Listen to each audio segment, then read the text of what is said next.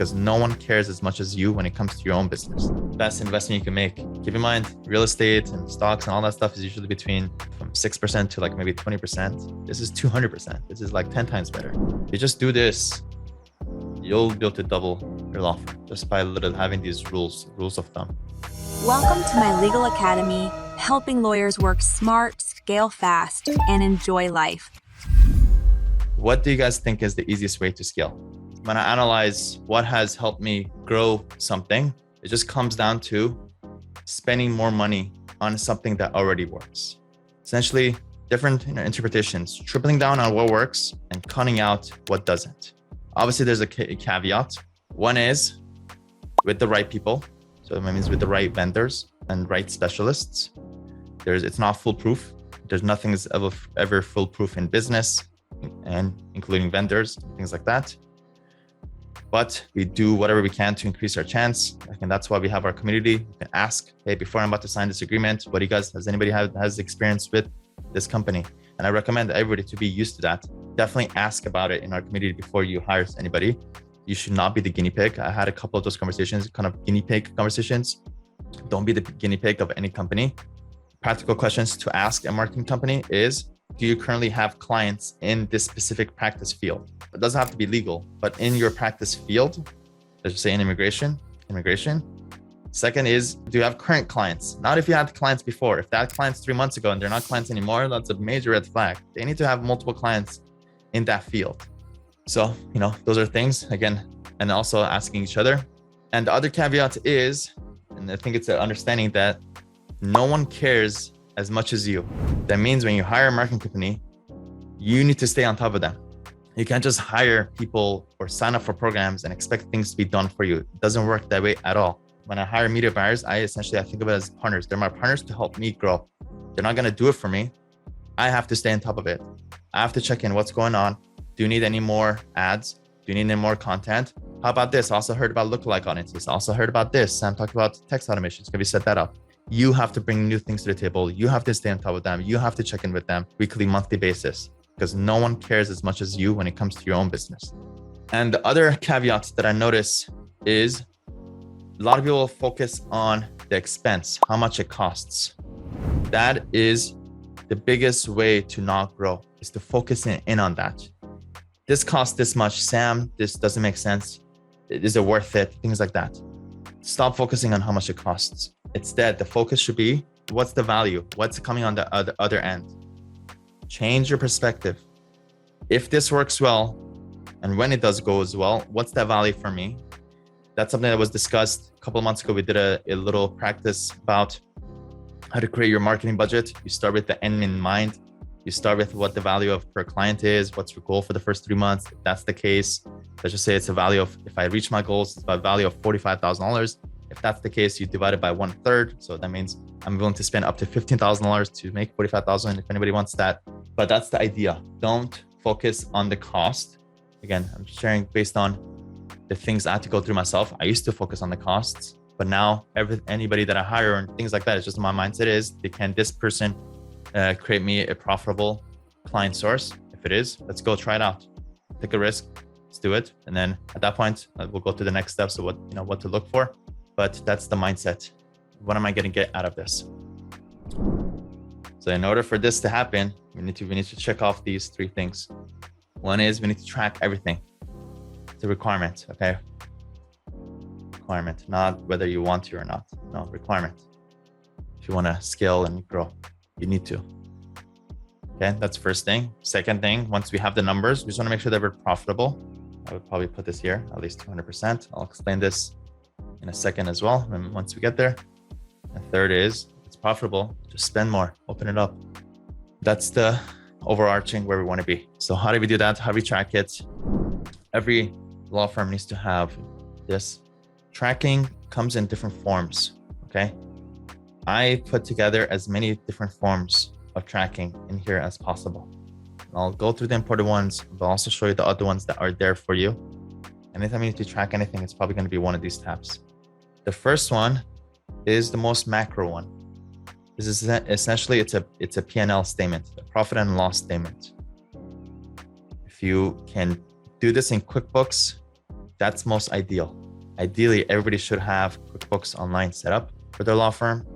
You should have VA account bookkeepers that can reconcile your expenses for you, that can also prepare your QuickBooks for you. And ideally, this should always be updated on a month-to-month basis. Ideally, there's plenty of VA bookkeepers that can do this. They're experienced in QuickBooks. You sign up for a QuickBooks Online account.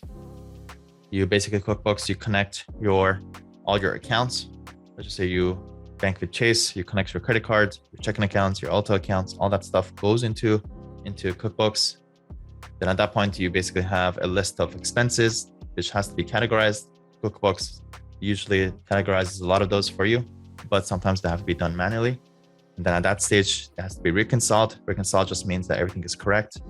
Then at that point, if you go to your reports, you're able to go and click on profit and loss statement. And ideally, you want to kind of get that data on a monthly basis. That's where we want to be. If not, this is a good little accounting 101. I remember I actually took accounting in law school. And at the time, I was like, my first time seeing this, I'm like, why do I want this? Why do I need this in law school? But thank God I did, because it actually helped me a lot later to understanding this stuff. So top is your revenue. Top line revenue. Revenue is just how much money you make. Again, if you have this copy, go through the motions. Okay. Let's go through the motions. I'll be kind of explaining things and just do your best. Don't worry about it. We're not trying to be correct right now. You're just trying to understand what's what so you can fill it up and update it later. Your income sources is basically your practice types. I do estate planning plans. That's one practice type. Also do probate and also do this other obscure thing. So what you do is put the list of those specific niches there and do your best. We're just scribbling, throwing whatever we have on there. The second column is customer lifetime value. Essentially, what's an average client worth to you for that specific practice type? There's always a range, there's always a thing, but there's always, again, hopefully one of these tracking sheets will help you figure out what that exact number is. Ideally, the closer the number, the better. If not, just a ballpark estimate. Usually when I get a estate planning client, it's about 3,500. Great, 3,500. For probate, it usually comes out to about 8,000 per client. Some bigger, some smaller, but usually it comes out to about 8,000. And this other obscure niche that I sometimes do is only worth $500. If you don't know, if you're not clear with your averages, then it's a good sign and a good trigger for us to get clear on that. Next is your average monthly number of clients per month that you get for that practice specific type. Again, if you're not sure, just throw some numbers in there based on what you think it is. And automatically there is an equation there that will give you the income per month. And please do this. Don't just sit here and do your best to fill it out for yourself. That will give you your income per month and automatically equation to give you the income per year for each practice specific type. So if this number doesn't make sense, then something is off here. And you go back and adjust it later. But you should see top line revenue of what that is. On the bottom is your expenses. You're not going to capture all your expenses, but you're going to do, I think I pulled out the most comprehensive list that I could for lawyers, and I dropped it on here for you. Let's go through it. And obviously you're going to adjust these based on whatever that makes sense for you. So employee salaries, and this could also be broken down. If you really want to break it down, you have different employees, then you could add employee salary for this person, employee salary for this person. If not, just the overarching, usually per month, how much are you paying for your salaries, for your virtual assistants per month, what that is. If you're using Upwork, you're able to go into Upwork and pull that out very easily. They have really good reports. And you will see I have 6 VAs that are 4K. I have 2 employee salaries are about this much. You'll have some epiphanies there. Outsourced legal services, court filings, transcriptions, etc. Again, if you have QuickBooks, you could pull that out from there. If not, if you can clarify which companies those are, then you go into your bank statements and look those up to get clarity on that. Your office rent, tools.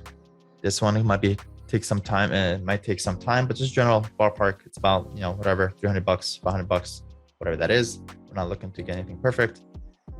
Your communication expenses, your telephone, faxes, whatever that is, approximate. Your CRM, your contractors. Contractors could be, people for your marketing or whatever that you hire for, independent contractors. Your marketing, when it comes to Google Ads management, spend about $1,500 on the management and about $5K on the ad spend. Office supplies, etc., etc. I think you guys get the idea. From that, automatic calculation of your yearly expenses, which is this number right here.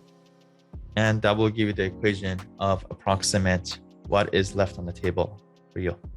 This is where we're going to start off. Again, ideally, if you can do this in QuickBooks, that's most ideal. But if not, at least to get you used to getting clear in this, then into this Google Sheet.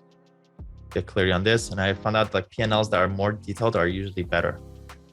Like the tools, I remember I used to just say tools, but over time I wanted a breakdown of all the tools. That way I could see if I'm paying for tools that which I don't necessarily need, whatever. If they wouldn't have seen that, then I wouldn't have noticed that. Victoria says, what is the best way to project sales or anticipating growth for a law firm practice? Perfect, Victoria. Let's get to it, which is our planning, projections, which is important, also necessary. This video that I posted by Oprah Winfrey, just share this video. It's such a powerful message. You look at successful people. You've talked to everyone in the world who is successful. What would you say is the one common characteristic that you find gets people to where they want to go? The most important question is, the people get to where they want to go because they know where they want to go. Oh, wow. Most people don't know where they want to go. A lot of people are going and being driven by what they think they should do, right, what other people say they should do, what they have carried in their mind for a long time they should do. But the most important question you can ever ask yourself is, what do I really want? Wow. And the answer to that, once you can establish for yourself what the answer to that is, and have everything you do, every choice you make, move you in the direction of what you say your vision is. Right. Yeah. And when you do that, the forces of life rise up to meet you. The reason why most people have such chaotic lives is because they're living in chaos in their head. And as soon as you get clear, it clears up. Hey, hope you're enjoying the video so far. If you're a lawyer and you're looking to work smart, scale fast, and enjoy life, right below this video, you'll find a link to book a call to speak to my team so we can tell you how we've been able to help over 500 law firm owners scale their law firm. Now back to the video. Message is loud and clear. If you want to get to where you want to be, you got to be very clear with where you want to go. So this, what you see on the screen is that for your law firm. Okay. You need to create the goals that these are the number of clients and the revenue I want to get to. And this is what I need to do. It's called scale actions. What you see on the sheet is what it takes for you to get there. You should already foresee what I'm doing for the next 12 months. A lot of people just think about what I'm doing today or this week. You want to play that game, you're going to stay stagnant. You need to pre-plan ahead. So let's do it. If you have your own sheet, just let's fill it out. So we're in March, perfect month to fill out at the beginning of the month. So again, a lot of this projections, it helps a lot when you have the data already from your last 12 months. So if you have this exact sheet already filled out for 2022, then you know that you usually get about 10 clients per month. If you don't know what that is, then you have no idea what to project for. So the way to create this goal is starting off with the data. So start off with data of number of clients per month I get. So let's just say, again, to keep it very simple, I usually get about 10 clients per month. The goal should be 25% more on top. 25% of 10 is 2.5 plus the original 10 is, the goal is 12.5 clients, or just summarizing 13. The goal is 25% more than what our average is for the first month. And then the months after that are going to be 5% more. So 5% of 13 is about 1.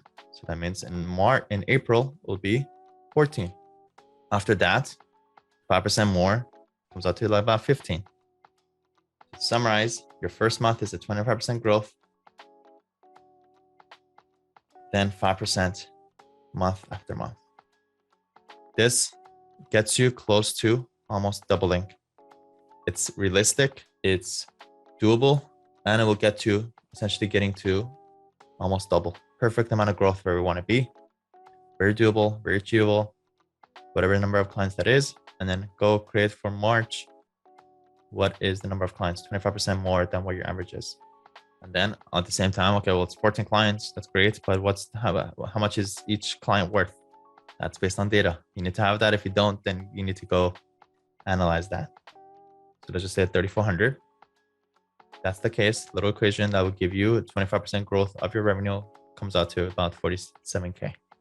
The month after, 25% more. And the question is, can you increase this? Can you increase this value? And ideally, you do want to increase. If you can, it's 2 levers. Throw that in right now. Again, just spitball, kind of fill this out in your sheet. And again, a lot of that is already this equations made for you that will give you your projections for the year where you want to be with the revenue. That's just the numbers. But in order for that to happen, this is the most important part. What are your scale actions? I want to make this maybe green. That goes back to our list. Again, spending more, delegating, hiring, doing more or something, installing CRMs. So throw your ideas there to kind of pre-plan your 2023 of your big growth moves. All right, let's get a little bit more granular. If you run Google Ads or Google LSA, you need to get clear on your tracking. You need to get clear on these KPIs. Okay, you don't need to know. Just address. You do not need to know your cost per click or your click-through rate. I used to collect that information too, until I realized that doesn't matter. All that matters ultimately is how many clients I got and what was the cost. What was my cost per acquisition? That's the ultimate thing. And I also confirmed this. I mean, I already knew this, but also Ryan shared the same thoughts too. Over time, the more you do it, you're like, you just cut out the noise. Ultimately, how many clients did I get and what was the cost? That's it. Nothing else matters. If you really want, one more level is, okay, how many leads did I get and what's my cost per lead? That's it. That's the only other level I will add to it, but nothing else. Starting off with the cost. When it comes to the cost, and we addressed this a while ago, I only look at the marketing cost, the budget, the marketing budget, not the management budget. Because I kind of see that it's not like a lever that I'm looking to, it's not a variable for me. The reason why I only focus on that is because I want to see what happens. If I spend $3,000 in ads versus $6,000, how does that affect my cost per acquisition and my number, my leads and cost per clients? I don't care that it in reality actually cost me about $2,000 more in thing. That's like an expense. I'm using this tracking for the sake of growing. At least that's what I kind of look at based on the variable. So the cost, how much money did you put into your ads? How many phone calls did I get? And how many contact form submissions did I get? There's 2 types of leads, phone calls and contact form submissions usually. This is the responsibility of your marketer to give you that, or for you to know that, for you to go retrieve it at any point. If you don't, there's something's off. Call rail for phone calls. And then leads that are coming in that are either being automatically added to your CRM, your HubSpot account, or Google Sheets or whatever to your CRM to know that these came from Google Ads. You need to get clear on that. The 30 plus 20 gives you a total of 50 leads. Equation, cost per lead, which is the cost divided by number of leads, gives you a cost per lead of 60. But the most important number that I got 10 clients from Google Ads. If you don't know how many clients you got from the marketing source, that means it's a trigger for you to go figure that part out. There's different methods. One particular method is if you have call rail and stuff set up, it's on the front end. You can kind of see whether this client, where it came from. That's one way. Other way is when you track it into your CRM, you could look at the source, where it came from. Well, this lead was closed and the source is call from Google Ads. Okay, this one is a client. So yeah, ideally that's usually the way. If not, you have a welcome intake. You can ask them how'd you find us? And also you could verify that information on a call when you have with them. So it's very crystal clear for every single client exactly where they came from. And the most important number is these two: number of clients, and most important number, your cost per acquisition. And this part, the value of clients, you basically do an estimation. Sometimes, you're lucky enough to be able to collect that payment up front. A lot of times contingency, you have no idea until later, but just do a ballpark estimate. For these, client 1 through 10, these will be valued at this much. Again, sometimes it's hard, but just do your best. Best estimate is still better than nothing. The value of these 10 clients will be about 10K, which probably should be way more than that. Let's put this as 30K. And automatic equation for you, already made for you, give you ROI. ROI means return on investment. It just simply means for every dollar that I put in, how much more do I get back? It's the best investment you can make. Keep in mind, real estate and stocks and all that stuff is usually between, from 6% to like maybe 20%. This is 200%. This is like 10 times better. So why go do other things when you have your own source to generate them? Obviously, yes, there's operating costs and all that stuff, but it still will be profitable. So get clear on that ROI on a monthly basis. If that's the case, at the end of the month, because you heard me say this, polarizing question, if it's profitable, should I double down on the budget or should I stop doing this? Have in mind that it takes 3 months for it to pan out. Your first month is always the most misleading. So you got to give it some time. But by month 3, you better be profitable. If you're not, something is off. So kind of push the agenda, spend more, and it kind of forces that growth versus like slow and steady kind of growth. Also, a lot of people don't know what they're doing. You need to put down all your different client sources down on paper. That way you kind of see the big picture and get clear that I'm doing Google LSA and I'm doing Google Ads. But the difference between those is my cost of acquisition and my ROI is actually, create the equation right here. When you see them up against each other, you'll realize that your cost of acquisition of Google LSA is $100, but from Google Ads, it's cheaper. Usually it's going to work out the way around. Usually your Google LSA probably will do better than your Google Ads. And once you see that, you're like, maybe I should be spending $7,500 here and a little bit less here. What I do, I'm very aggressive based on the data. If I have the data, I'm going to do it very hard. I'm making polarizing. I'm going to make this like 10K and do none of this. Or even better, try to spend more in the 2 sources that are profitable. Put them up against each other and get clear on that.